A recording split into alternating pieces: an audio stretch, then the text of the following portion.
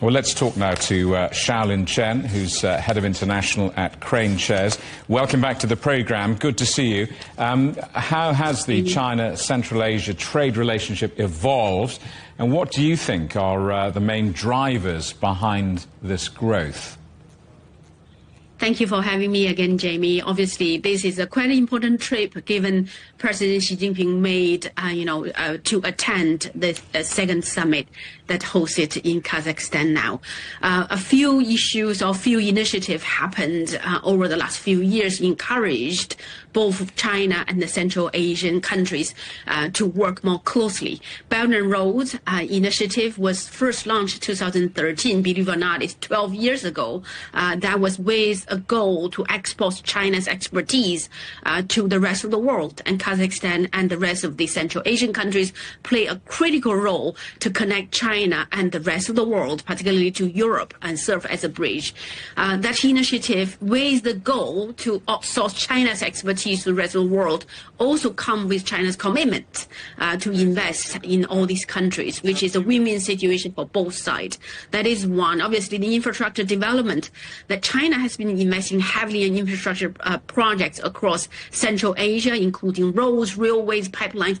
Also, these are the needed for the Central Asia. I think the Asian Development Bank once was estimated there's billions of projects need to be put in place for Central Asia in the next decade or so for this to be more modernized and connect with themselves with the rest of the world. So it's come at the right timing for China to launch the Bridge and Road Initiative, also committed to invest in infrastructure projects with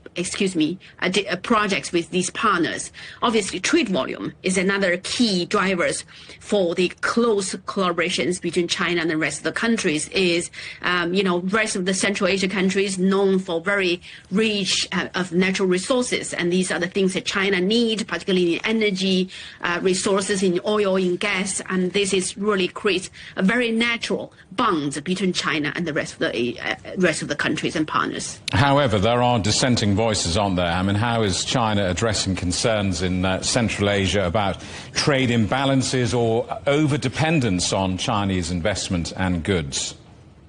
It's at the beginning, is absolutely a very large-scale project. Not only Central Asia, Europe, and then some Asian countries also get involved. If you're referring Belt and Road project, it's going to be a hard project to manage, very ambitious goals, but step by step, gradually, this can be achieved. Even if partially achieved, it can be a win-win situation even for the country themselves.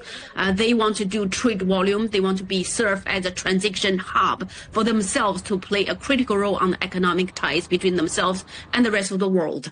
That's one. Obviously, the Chinese investments in them has always come with a trade agreements or agreements between, certain corporate level, country levels. It's always negotiated and discussed with exchanges of certain ways of we help you in infrastructure, you needed projects, and then in return we can maybe get more natural resources if there's available. But I think this diplomatic engagement between China and the rest of the Central Asian leaders this time round is going to set a very good example and going to further strengthening their two sides of the work relationship or trade relationship, particularly given now China is another level up with green technology, with solar, with electrical cars. You just mentioned BYD earlier on. I think China is another level up of focusing on, bringing not just investments, also products that's needed for these countries' consumers. Xiaolin Chen, thank you for that. Xiaolin Chen, the Head of International at KraneShares.